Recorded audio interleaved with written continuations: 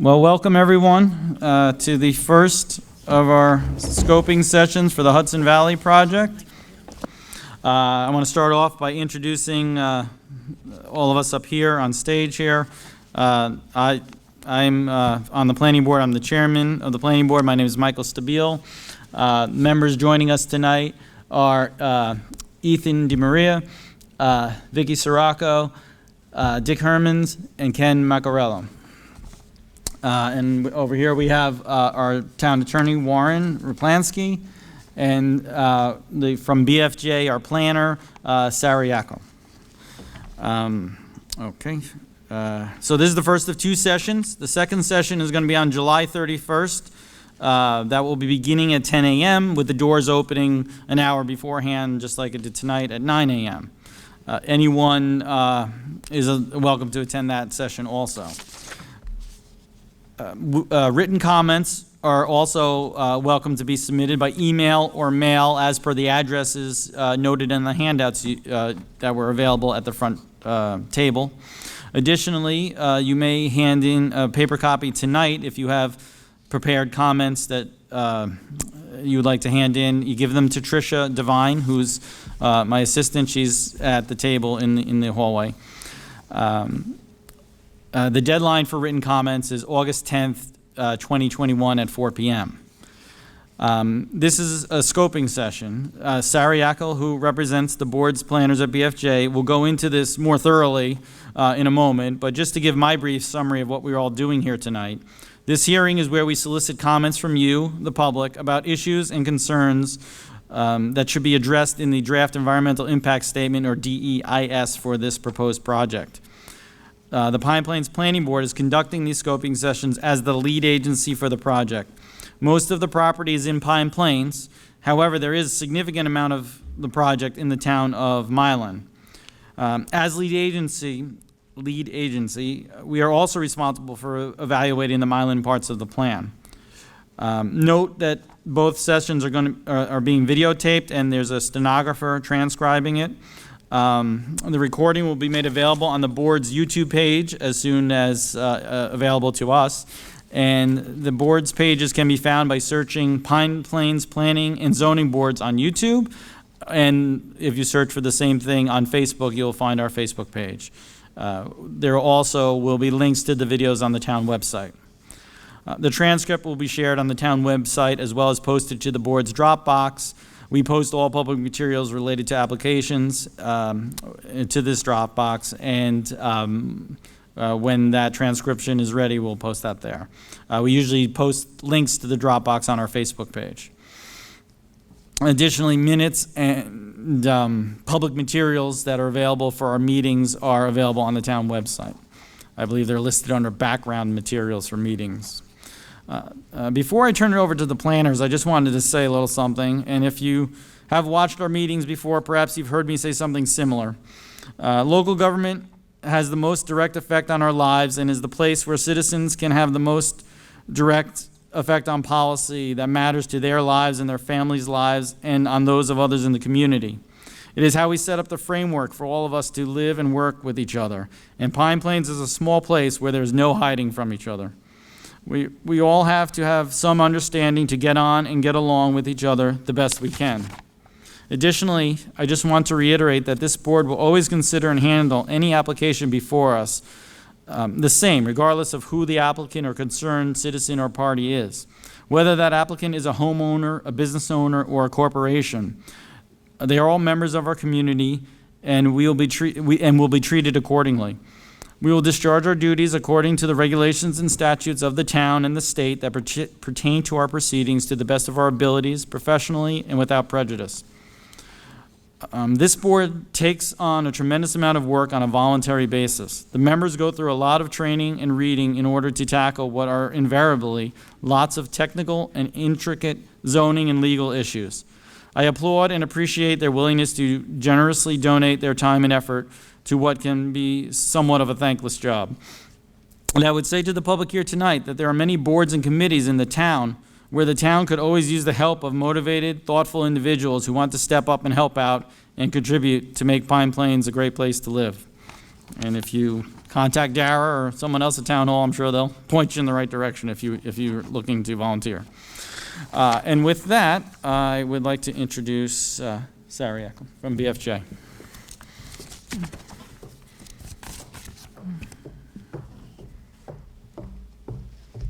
Thank you, Mr. Chairman. Good evening, members of the public. For those of you, I want to just thank you all. I have this problem with my glasses, sorry. I want to thank you all for joining us tonight. You are here for the first of 2 scoping sessions, and scoping, I think, is a little bit of a tricky concept for those who have not been involved in this process before. It is part of the State Environmental Quality Review Act. It is a required component of that act, and that is why we're here tonight. The Hudson Valley project, which I think you saw the boards out in the lobby, is the project that we are here to really frame the scope of issues that we want analyzed as part of that environmental review. By the door, there was a handout called What is Scoping? And this is just a nice one-pager that kind of walks you through the various elements of the scoping process. Scoping is really a process to develop a written document which outlines the topics and analyses of potential environmental impacts that will be studied in this draft environmental impact statement. So you can see on the back, there is just a quick schedule that goes through all of the various time frames for the environmental review process.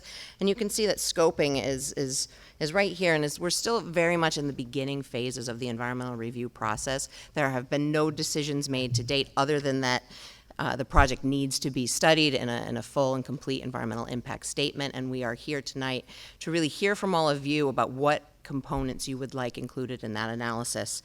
What are the objectives of scoping? They really are to focus the environmental document on the relevant environmental impacts, to eliminate irrelevant impacts or issues that don't really apply to the project, to define reasonable alternatives, and also to look at potential mitigation measures that we would like studied in the document. It's important to note that the scope that is out and available for all of you out by the door and also online is a draft scoping document that has been prepared by the project applicant, which is the process under the Environmental Review Act. And after tonight and the session next week and the close of the written comment period on August 10th, we will be taking all of those comments and working with the planning board to really revise that scope and incorporate the things we're hearing at these sessions and create a final scope which ultimately becomes the document of the lead agency or the planning board in this case. So we're very much still at the beginning phases here and are hoping to hear from you about what you would like included. A couple things to note: that a scoping meeting is not a public hearing.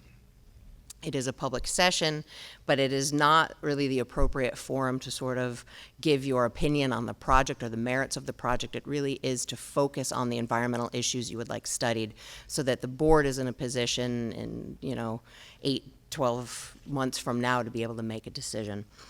And finally, the session tonight will not be a question and answer. If there are some simple questions or on procedure or other things, we may be able to clarify those at the end of the session. But we really are here tonight just to hear your comments. And we would also encourage anyone who is speaking tonight to feel free to submit your comments in writing as well. So thank you. Oh, and I'd like to introduce Stuart Messinger from Chazen Companies, the project planner and engineer for the Hudson Valley project, to introduce the project we're here to discuss tonight.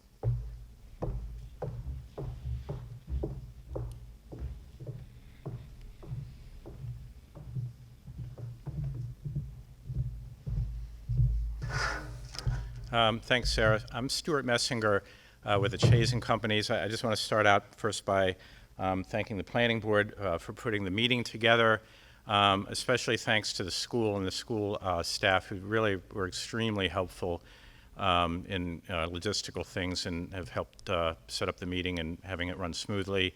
And thanks to you all for coming out. Chazen Companies is an engineering, planning, environmental company.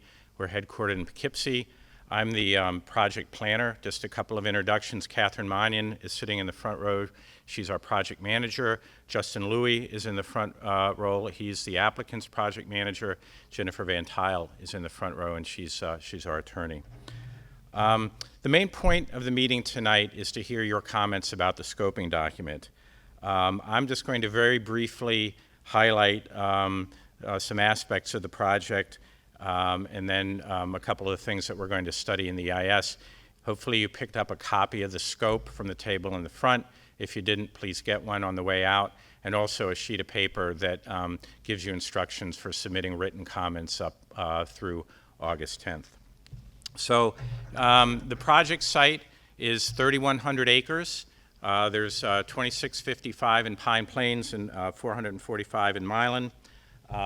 We're bisected by Route 199 and by the Taconic State Parkway. We have some other roads through the property. There's Hicks Hill, there's Mount Ross, there's Sherwood, there's Stissing Mountain Road located in the property. The main access to the project would be off of 199 via Woodward Hill Road. We know this intersection would need to be rebuilt to become safe because it's not in its current condition. We would also propose to have a second access off of Route 99 through Milan. Just a little brief history. Most of you probably know this because everybody I talked to was a fairly long-time resident. But the original plan for this piece of property was proposed by Tom Carvel in the 1960s. It was called Sports City Estates. His original plan was for a planned residential development of several thousand homes, a golf course, a ski hill, and some other recreational amenities. The first phase of about 200 lots was subdivided, and those are the lots that we see today. Oh, come on, I put a new battery in here. There we go. Helps if I turn it on. The lots that are around Lake Carvel are the 200 or so lots that were subdivided, but as most of you know, only a small fraction of them were built. There was an 18-hole golf course, 9 holes here, 9 holes south of Ferris Lane. There was water and sewer infrastructure installed to serve the lots. The present applicant acquired the land from the estate of Mr. Carvel in 2001, and then subsequently acquired some additional lands to get to the totals I gave you a moment ago. In 2004, an application was made to the town for a project of 1,022 units, most of which would have been in Pine Plains. It's worth noting the density of that project, which was 1.86 acres per unit. That project had a draft environmental impact statement prepared, but the process was never completed. The applicant then made an application in 2011 for a new neighborhood development, which was a new zone that was created subsequent to the first application. That application proposed 648 units, again, most of them in Pine Plains. The density there was 3.27 acres per unit. That application was withdrawn in April of 2020, and that gets us to the current plan. The current plan complies with zoning in both towns. It's an as-of-right plan. It uses the clustering provisions in both towns in order to preserve open space. The amount of open space exceeds by a good amount the minimums required in both towns. So this plan proposes 223 units in Pine Plains and 51 in Milan for a total of 274. I misspoke in the hall to somebody who asked me that total. It's 274. The density then is right around 11 acres per unit, and there's just under 60% open space across the whole project. And again, that exceeds the standards in both towns. The idea is to create a cohesive development that is seamless between the town of Milan, this is the town line here, so that the project doesn't appear different in the two towns. There would be new road connections between Milan and Pine Plains, so that, again, there's a seamless connection. And the idea of the project is to tuck development around Lake Carvel in a fairly concentrated area for most of it, so that it's, for the most part, removed from 199. Would have very limited visibility. If you drive down 199, you can't see the lake. The idea is to kind of tuck it away. It's also proposes to keep most of the development in areas that are already disturbed. So the project, in addition to the residential component, includes a 9-hole golf course, which is largely in the footprint of the prior Carvel golf course. The other 9 holes that were in Carvel would be open space. The project proposes a clubhouse around Lake Carvel and a fairly robust trail network throughout the site. The project is entirely single-family houses. There's no multifamily housing. Again, it is compliant with the zoning in both towns. I mentioned the golf course and the clubhouse component. Ownership and access options to the golf course and to the trail network and to the other amenities that might be developed would be the subject of study in the EIS. And I know I had several questions about that out in the hallway, and those are some of the things that we'd be looking at. There are some existing trails nearby the property. If you look at the maps out in the hall or on the handout, in purple we show some proposed trails. One of the main things that we wanted to do was to connect some of the public lands here, the Lafayetteville State Multiple Use Area, the Roloff Jansen State Multiple Use Area, with the open space in this property. So that's why there's such a robust trail network. We focused development away from the Hambrook watershed, which is the major watershed through the middle of the property.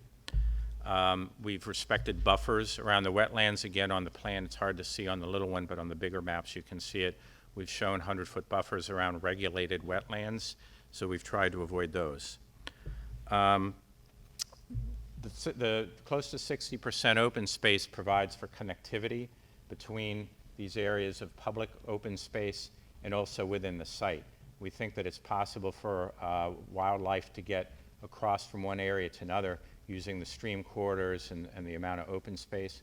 We've limited crossings of wetlands and other disturbances, so we think that that's a project that would allow for wildlife movement. Just turning to utilities for a moment, most of the lots and all the lots around Lake Carvel would be served by new water and sewer infrastructure. The existing water and sewer infrastructure would be abandoned. With respect to water, during the prior SECRA studies, we did pump tests on wells on the property in Milan and Pine Plains, and they're very good producers. They were able to provide water for much bigger projects, as I mentioned earlier. But there'd be all new conveyance, distribution, pressurizing, and fire suppression infrastructure. Same token, there'd be a new wastewater treatment plant that would replace the existing plant. We're still studying the exact location of that. We would need to build it and to treat water, we know, to a very high standard because we know how important the water quality of the receiving streams are. New water and sewer connections would be offered to the existing lots in Sports City Estates that are not owned by the applicant. There's a handful of lots. They're shown in gray on the site plan. They would be offered the opportunity to connect. There's a number of ways that water and wastewater systems can be managed. The town could form a special district for the people in the development. We could have a private transportation corporation, or we could have a part county district under the authority of the Dutchess County Water and Wastewater Authority, as is done elsewhere. All those options would be studied in the EIS. There's 39 lots that would be on private well and septic. These are larger lots removed from the core area around Lake Carvel. They're along Hicks Hill, Stissing, and Sherwood Roads, Mount Ross Road. One of the key things is that the project doesn't propose new infrastructure that would be the spur to other development. We're not proposing to extend infrastructure with capacity to the edges of the property that thus might attract more growth and development. A couple other things that are worth mentioning. The Lake Carvel Dam is a substandard dam. We're proposing to rebuild that dam and move it to the north a bit.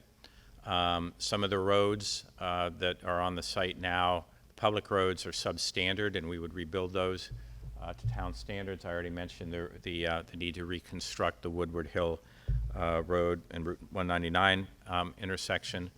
We're proposing a deceleration lane on the northbound Taconic.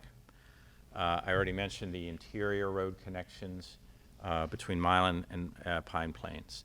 All the new roads would be privately owned and maintained, and we would expect to apply to the town board for what's called an open development area, which would set the standards for those roads. And of course, we'd be consulting with emergency service providers and the town highway departments when we did that.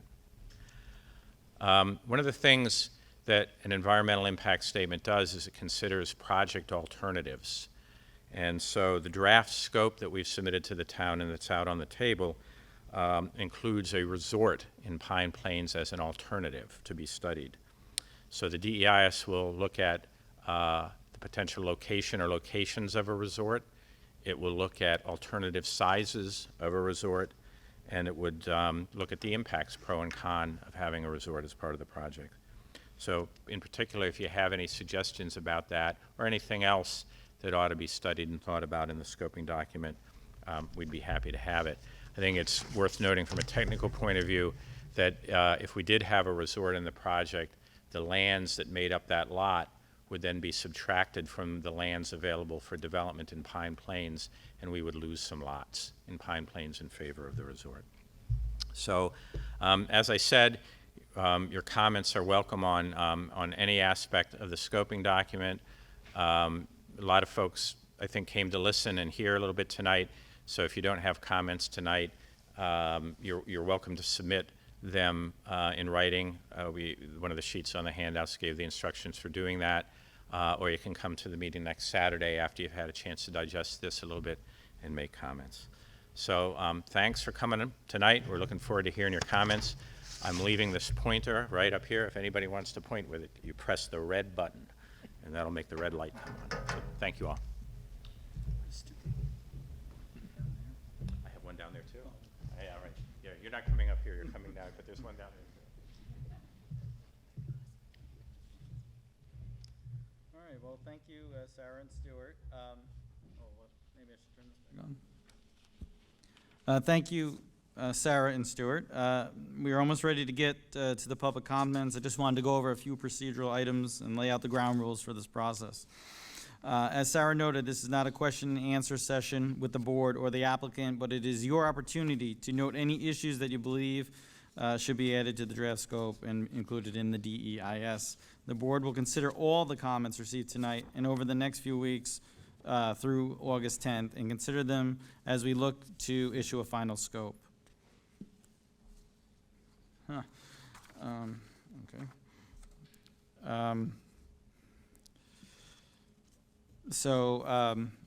Well, the order of speakers tonight is easy because there's only one so far signed up. If anyone else wants to speak, please let Tricia know at the table out in the lobby, and we'll get you signed up. Well, I can probably leave off some of these instructions because it has to do with if we had a lot of people. I'm going to set the time limit at 5 minutes. Going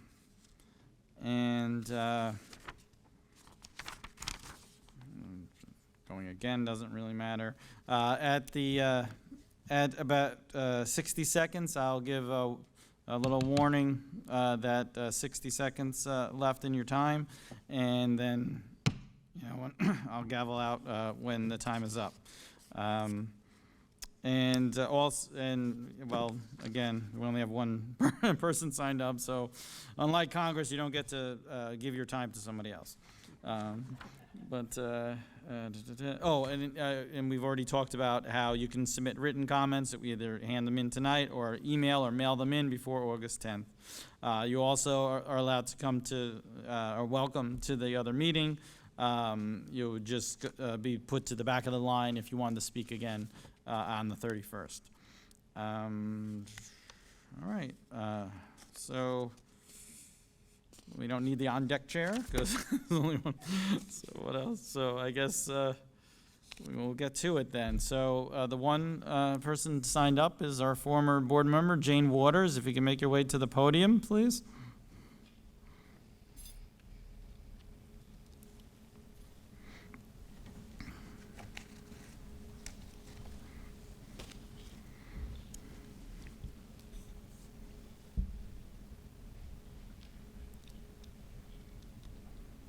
I don't have prepared remarks. Can people hear me through this mask, or should I take it off?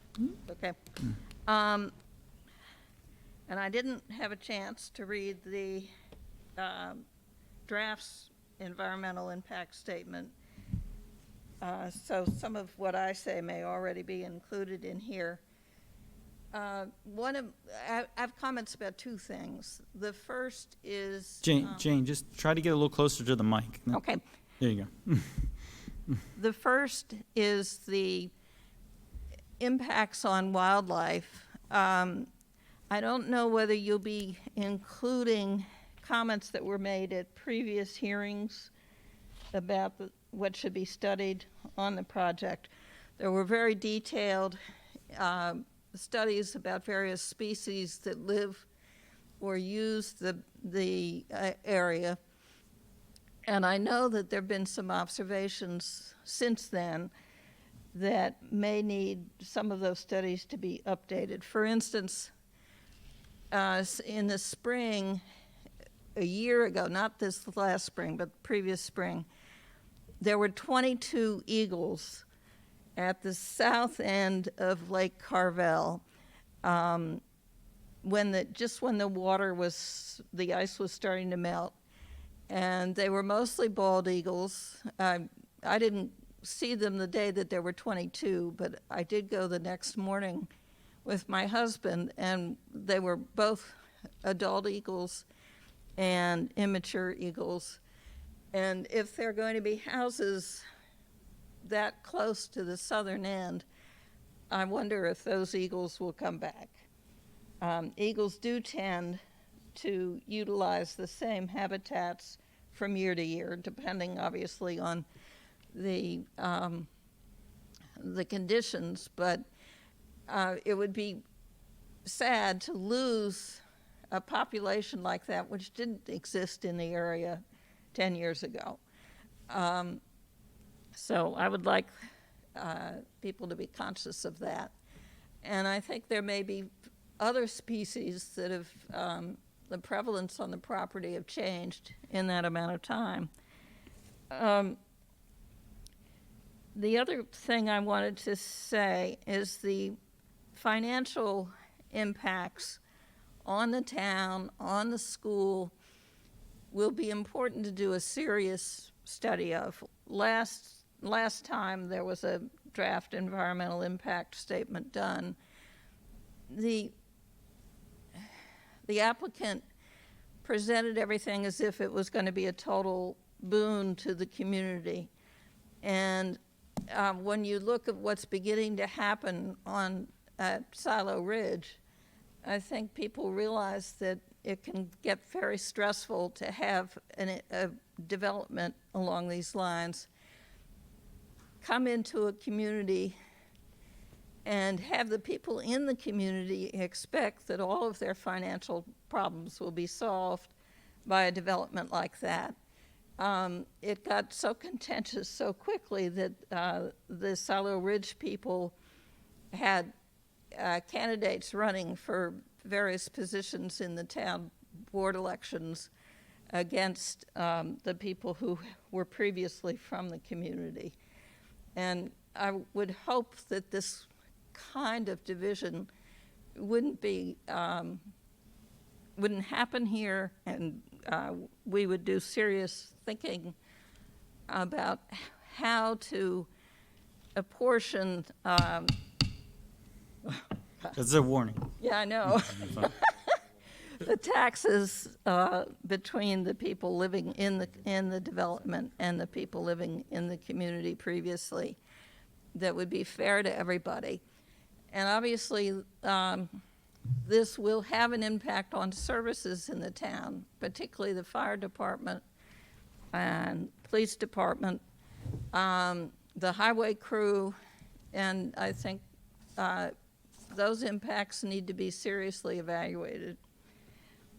I think that's all I have to say for now. Thank you. Thank you, Jane. Next up, we have Sarah Miller.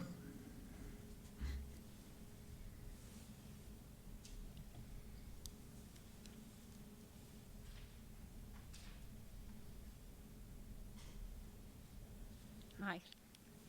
I'm going to need your pointer. Sure.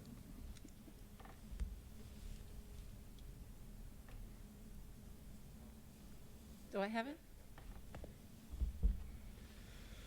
I don't see I it. think, press it Oh, once. press it when I need it. Got it. Okay, great. Thank you. So my name is Sarah Miller, and I am here to speak on for two roles, let's say. First, I'm a member of the Antlers Club Association. We are on Stissing Lake right here. We're an over 100-year-old association who's made up of, it originated as 12 hunters. And in our bylaws, our mission statement is to enjoy the environment and to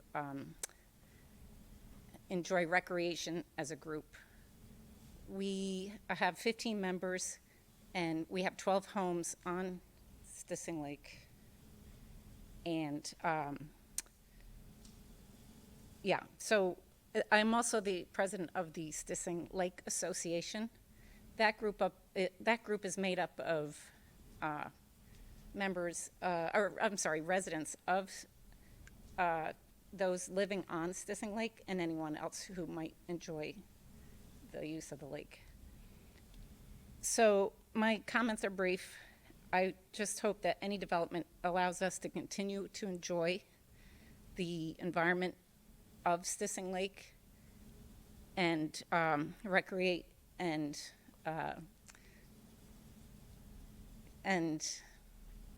what I'm trying to say is this is a big development, and I know you're talking about trails, and I can imagine people wanting to use those trails as much as we do. So as you're considering the plans, I'd like to maybe ask for like maybe natural foot trails instead of asphalt trails, that you would consider lighting on any buildings. I think, but I'm not sure, that you have a plan for a boathouse here. And so maybe the lighting on the buildings could be, appropriate to enjoying the recreation. The usage of that building, I'm not sure what you have in mind, but if it's like what we like to do, it would be boats and swimming, kayaking. So again, as you're considering your plans, I would love for you to consider like things like dock length, the asphalt roads, if there's any trails in there. There might be a proposal for horseback riding, biking. Those are types of things we're not used to seeing in the around Stissing Lake, and they come with their own nuisances, let's say. And I think that's about it. Thank you. Thank you very much. Okay, we have somebody else signed up. Susan Hecht.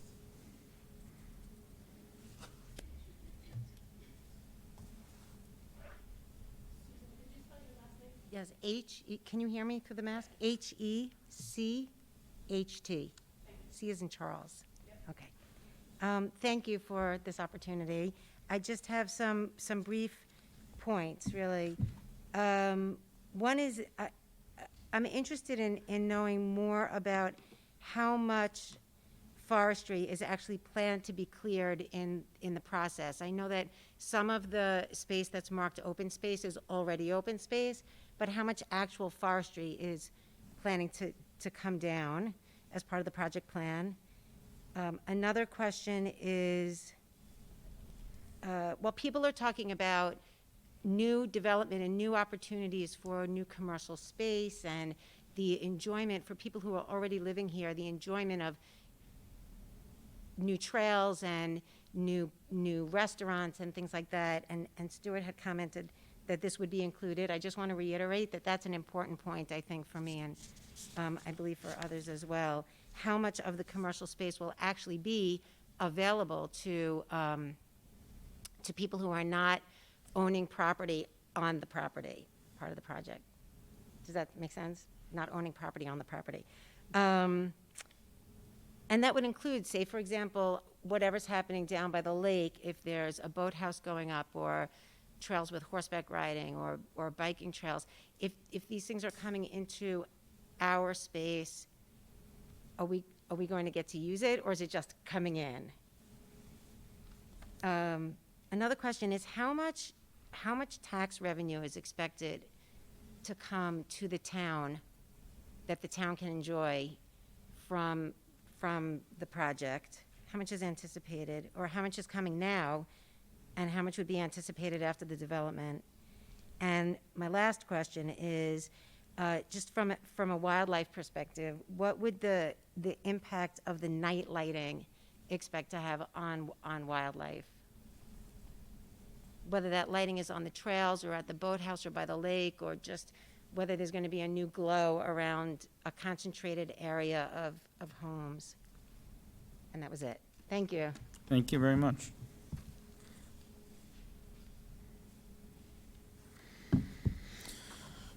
Okay. Well,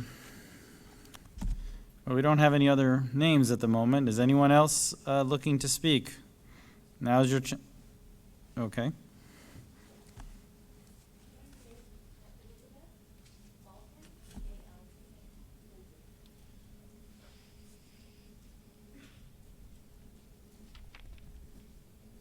Hi, my name is Elizabeth Balkin. I'm a resident of Stanfordville. My comments are brief. I haven't had a chance to review the EIS scope. I couldn't find it online, so hopefully we'll have a chance to review it and submit lengthier response.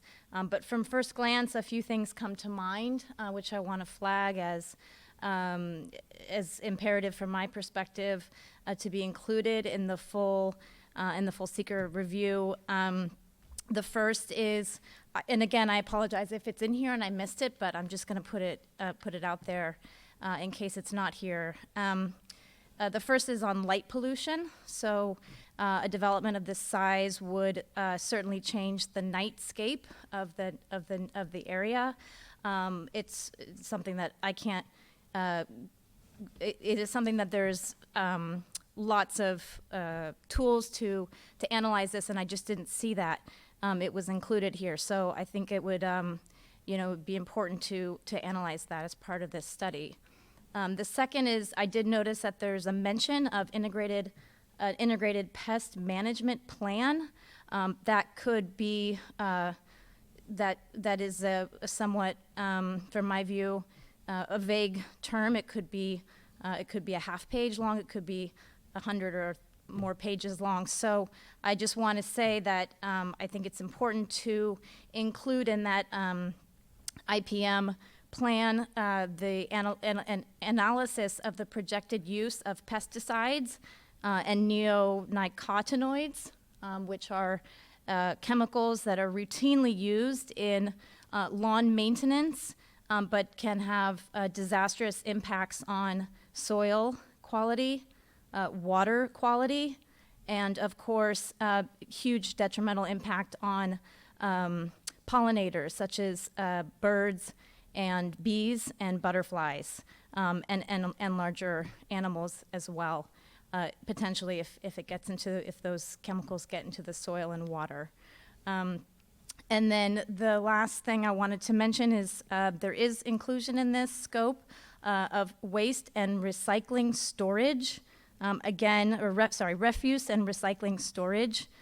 There, I presume this is in reference to the actual development activities, the construction and road demolition and things like that.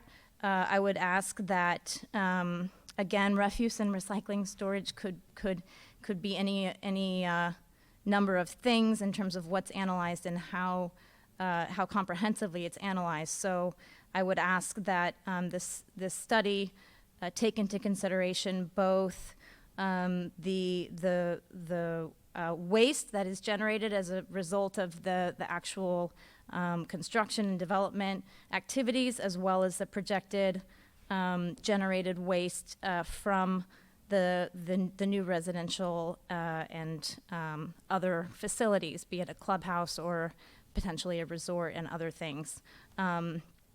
And, you know, and so I think that basically covers it.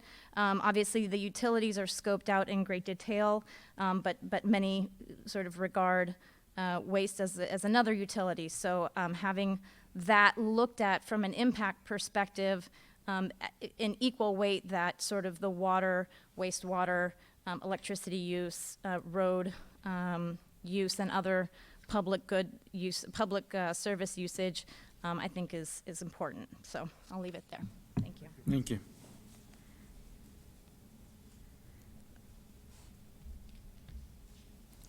Anyone else? Going once? Okay. All right, so I guess we wrap it up then, right? No one else is looking to speak? Obviously, just want to reiterate. Oh, wait a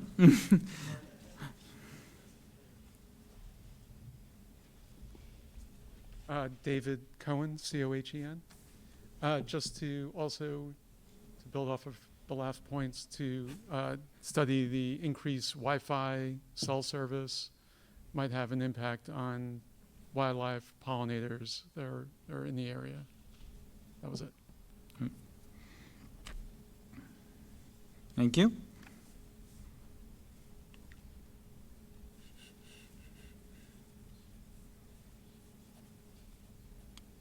Okay, anyone else? Stan, sure.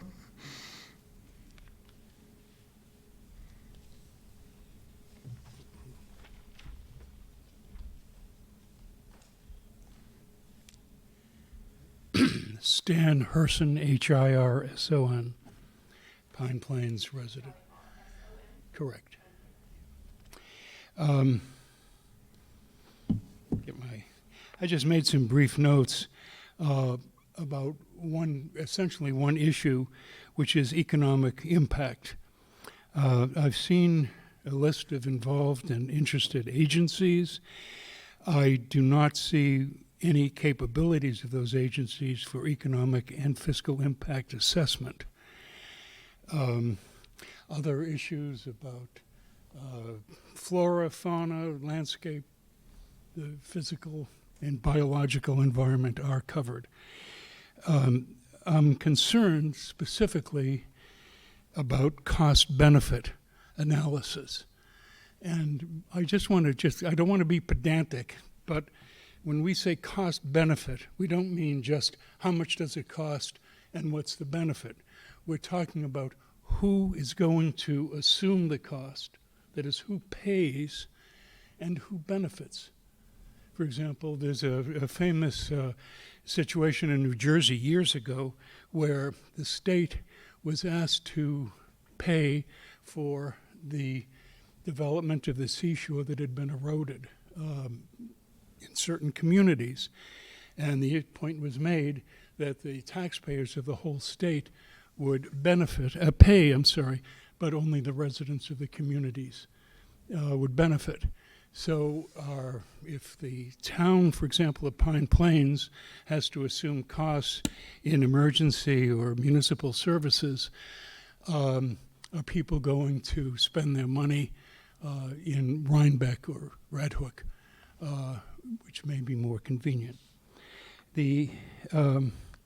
So I'm just trying to, and I don't know whether there's been any plan. I couldn't find it on the assessment there.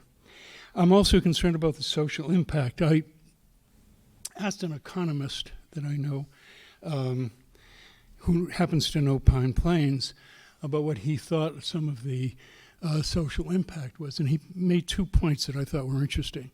One is that a development like this attracts entrepreneurs from outside who have certain resources, skills, capital, and experience that would compete or be more successful than businesses by the locals. And the second point was that it would increase commercial property values and possibly put them out of the scope of locals. So again, we can see this in some of the institutions that have, local institutions that have come up where outsiders have resources and that are very, very different from the local culture. So that's one issue. The other thing, I just didn't see any mention of the carbon accounting needs. What carbon accounting? Carbon accounting. What is the carbon footprint? What is the environmental footprint? Is it carbon negative, carbon positive? The other one of the other plans talked about leads, housing, and all kinds of conservation and ecological sustainable practices. I didn't really find that here. So also, if the public is allowed to use trails, etc., is that going to change the scope of emergency services that will need to be provided? I respect the Burchell et al. Guide to Fiscal Impact Analysis and the RIMS 2, which from the Department of Commerce, for assessing fiscal impact on development, but I just don't know who is going to apply that. Do we have the skills, the ability to implement that kind of analysis? It wasn't clear to me who's going to do it. Is this something that the community has to learn? And just basically, I think that somehow or other what has to be taken into consideration is the culture of the community, specifically the social capital. Is it able to withstand the kind of economic and social pressures? And what can be done to mitigate some of the discombobulation? And I think we're already seeing it in some of the Brooklyn escapees during the pandemic. It's changed real estate values and it's affected social values. Okay. It's okay, Steve. You done? Is there anyone else looking to speak?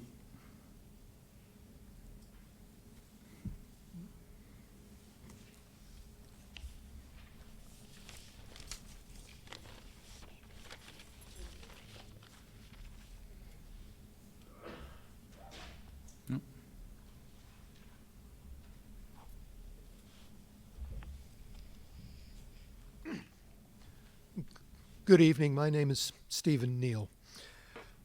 Two very brief comments. One, I support, and I think there should be, I support the previous speaker's comments concerning a study of the effects of light from such an enormous project. I've briefly looked through the scoping document, and I don't see any discrete place where that issue is addressed. And as one of the previous speakers said, wildlife certainly would be affected by it, birds especially, but not only wildlife is a consideration in light pollution. I think that should be a separate topic of discussion in the document. The other thing that I noted is that in this document there is a notation that there's going to be a study made of the dam on the Carvel estate. I don't see any mention of the dam on Ham Brook, which is part of the project as far as I can tell from this map on Mount Ross Road. And that should certainly be studied as well. And that's what I have to say. Thank you, Steve. Okay. Anyone else looking to speak? No one? Anyone? Anyone that already spoke that has anything to add? Going once, going twice, sold. Thank you very much, everyone. Thank you for coming down, and again, you're free to come to the next session on the 31st, and also submit written comments via email or mail. And thank you very much.